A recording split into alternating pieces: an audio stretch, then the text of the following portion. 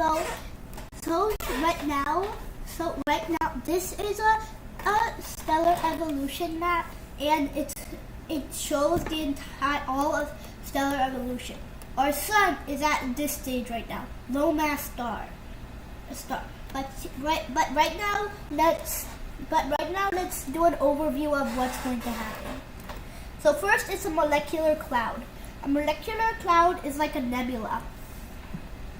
It has all the necessary items and stuff to create a star. Open cluster. This is when all the dust in the molecular cloud come together and they form a protostar. So if all the stuff that comes together cannot gain enough mass and it's less than 0.08 the mass of times the mass of the sun, it will become a brown dwarf. And then it will just keep going until the end of its life. Some people think brown dwarfs will live forever, but that's technically not true. And then if it's less than 8 sun masses, it'll become a low mass star. Like I said before, our sun is at this stage. And then after some time, our sun will become a red giant. If dust accumulates around the red giant, then that dust could create a small star that would go as a binary around this red giant. If there's not enough dust for that to happen, it will become a planetary nebula. And then soon a white dwarf. But if it's a binary white dwarf, it will soon be a type Ia supernova. If it's more than if the thing we're left with is more than 1.4 sun masses, then it will become a type Ia supernova. If it's less, then it will become a nova. And also the nova has a very small chance of going back to a binary white dwarf if it pulls a companion using its gravity. Or if the nova already happened, whatever is left's gravity. And then a nova might become a white dwarf if there's still something left. Or the nova might just be a nova. And also, a planetary nebula has to have a white dwarf in the middle. Then, we don't know if this is going to happen yet. This is just theoretical. But it might become a black dwarf, which is when the white dwarf cools down because there are no more gas clouds to keep it hot. It will become a black dwarf, which is very, very cold. Brown dwarfs, colder than a brown dwarf, but it's still a star. It's not like a planet. Or if it's more than 8 mass of the sun, it's become a massive star.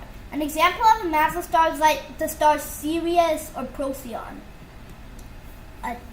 After some time, it won't become a red giant, it'll become a red supergiant. An example of this is Betelgeuse. And then it will be. And also, I didn't really think this true yet, so it's actually supernova remnant. So if it'll become a supernova, type I supernova this time, not IA. If there is no degenerate star, which means nothing left after it, then it will just become a supernova remnant. And also there's a slight chance of it going back to a molecular cloud stage and having it reset all over again, but we did not include that. So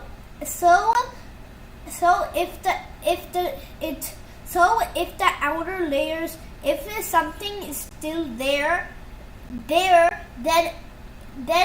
if the neutron star if the core of the star survives, it will become a neutron star. There is a 99% chance of it becoming a pulsar, and a 1% chance of it becoming a magnetar if it has a very strong magnetic field. Or if the core didn't survive, the outer layers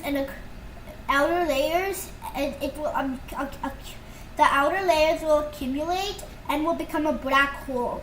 The same thing, if it picks up a companion, then it will become an X-ray binary.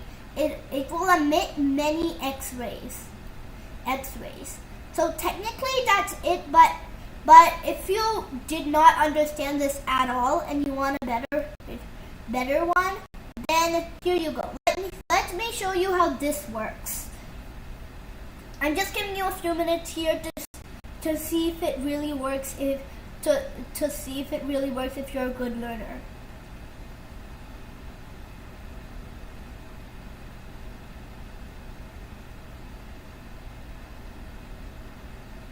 You can pause if you want.